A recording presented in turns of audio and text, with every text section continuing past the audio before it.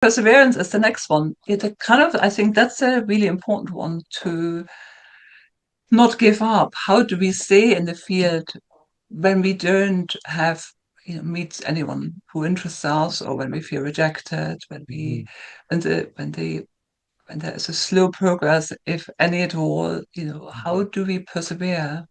So we can build that, and how I think it's important to always hold the star of possibility in mind, to hold the possibility in mind, what we're actually here for. Mhm. I wasn't there for to have anything less than a mutually loving, enjoyable, respectful relationship. So I wouldn't settle for anything casual personally. Mhm. But that's okay, But it's kind of important to stick with what we want and persevere. To persevere in the face of the absence of fulfillment, and enjoyment. I That's hard. agree. That's hard. That is Yes. hard, yes. And I feel it's just honoring your values and honoring yourself ultimately. Yes. And Yes. the Yes. likelihood of that being those needs being met if you stay true to the vision and the idea, the goal that you had set in mind.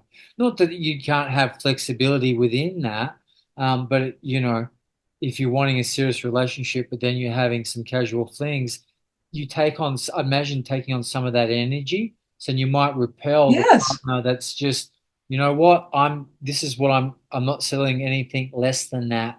Then they're highly unlikely to attract someone that's, well, more dabbling a little bit rather than that would Yes. be Yes. more likely to attract someone that, or be attracted to someone that has that same level of commitment. Yes. Yes. That kind of same energy, the same Yes. level of commitment. Yes. To persevere until we find what we want, and believing it's possible. But that's some people already struggle there. I mean, I did at times, of course. It's we have to kind of almost recover our belief in ourselves, and sometimes we lose it and recover it again. Yeah, so that's the perseverance. You And on the definitely other side, that persevered, because 3 years is a long time. I Um, know it's a hell of what, a long what, time. what I kept you agree. going? Like, that is that's very impressive. I guess you just Thank had you. this vision or this why of like, I deserve a relationship of Yes, XYZ, yes, yes, yes. What kept me going was really a deep longing to be with a man that and create a relationship, co-create a relationship that's loving. I didn't want to settle for, I don't know, for less. I believed it was possible, and I kept going. Yeah. Well, sometimes I had doubts whether it was possible, but Mhm. I thought, in that sense, the dating is full of Mhm. people who also look for what we were looking for. Mhm. And it's kind of finding a needle in the haystack, isn't it? Yes. I believed that uh, well, actually, what kept me going that's a good question, is I continuously worked with my mind, with my mindset, and I thought, okay, I'm making this an adventure, rather than a drag. I decide that this is actually an adventure, and I approached it in that way, and I thought, I'm not focusing so much on the outcome, I'm focusing on the journey, that's Mhm. what kept me going.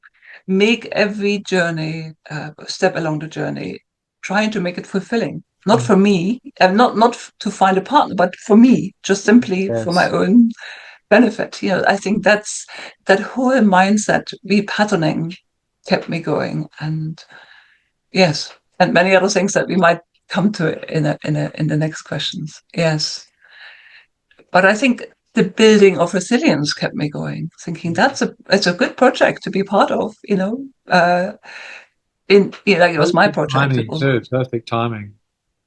Yes, yes, yes.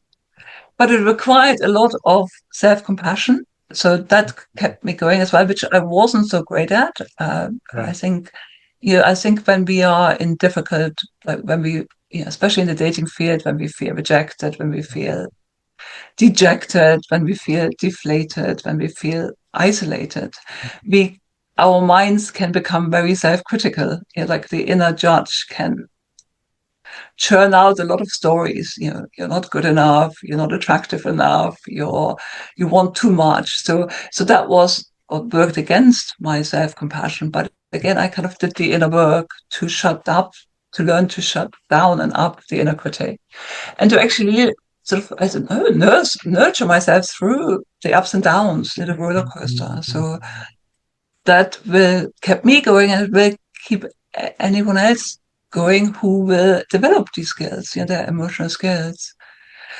And then another part that kept me going is social connectedness that I also wasn't very strong at when I Okay. started.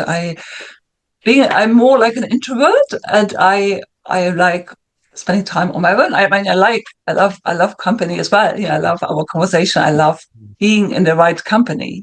But I also I'm a fairly introvert, so I often felt quite isolated, and alone actually. And even though I have a daughter and a co-parent and friends, but I didn't have actually friends who were dating. So they weren't. I didn't feel so comfortable sharing all my experiences. So I created deliberately social connectivity. I joined a women's retreat. Mhm.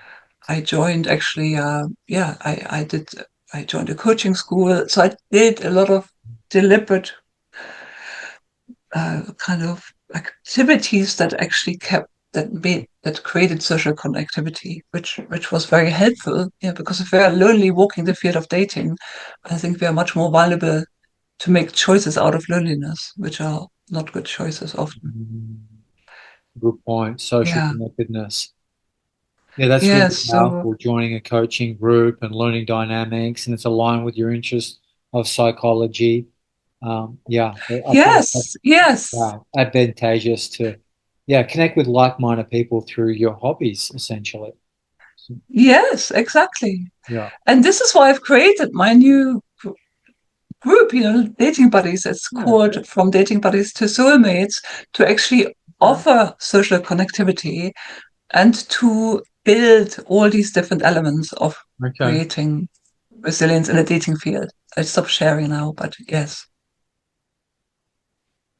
I've got another question for you. Can you share a moment in your dating life that tested your resilience and Hmm. and that taught you something new about yourself? Okay. Yes, Mhm. interesting. Yes, there were hundreds and thousands of moments that tested my 3 years is a long time. My God. yes, yes. I was just Yeah, how working long were you dating, John?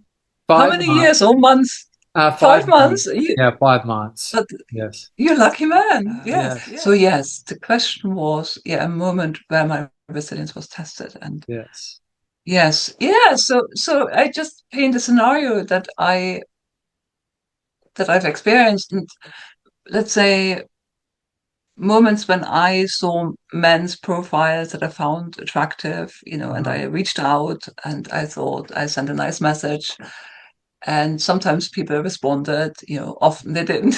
I mean, that in itself is a challenge. That Uh, ghosting is a real thing. Yeah. yes, yes.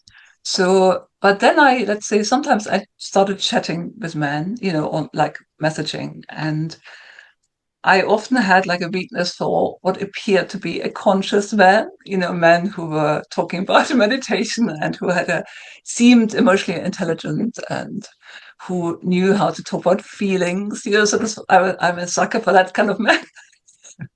So I was just talking with one of these men, sort of, who also believed he was a very conscious man, Right. and but it could have been anyone really. But what I noticed, that he, for example, this person, uh, he couldn't stay in the connection. So we had a few exchanges, and then he disappeared for a day, and then he came back 3 days later and started again in a kind of quite superficial way. How was your day? So in a way, the connection didn't develop. And I think he was in and out, in these just early days, really. And I noticed for myself, whenever I started to feel anxious as I was developing a connection, that that I the learning here is, then I'm most likely dealing with someone who's either not that interested in me, which is fair Mhm. enough, Mhm. or who's got an avoidant attachment style, who can't actually keep a connection going, and I have had a relationship with someone with an avoidant attachment style for some years, so I'm quite familiar with that pattern, and I'm Mhm. not keen on it for me. So whenever, It's not nice but at all. I mean, they're avoiding the no, connection. I mean, that's the opposite of why you joined the dating app in the first place. yes, yes, they You want can't a keep conscious in the connection. relationship. That's The right. opposite of a conscious So relationship. It's a exactly, exactly. consistently tapping out relationship because it's too much That's for it. whatever reason. Yeah. Too much for whatever Too reason. vulnerable or yeah, Yes, too yes, too overwhelming vulnerable. for them. Exactly. Yeah. Yes. So my new learning, Yeah. whenever I feel anxious with someone in the connection too much, then I'm either dealing with someone who's not interested with me, which is fine, or he's got that kind of attachment style who can't consistently stay and build in a connection. And the learning was, as soon as I have this feeling, I'll move away. I say, okay, it was nice to meet. It doesn't feel we are clicking in the right way, and I wish you well.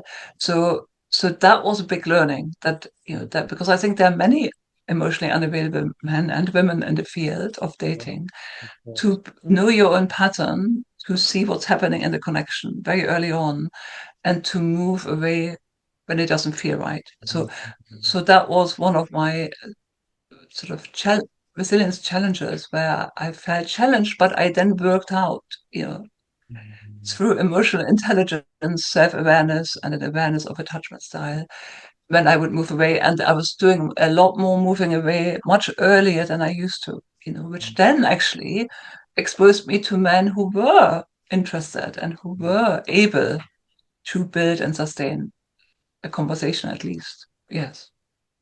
So that is an example.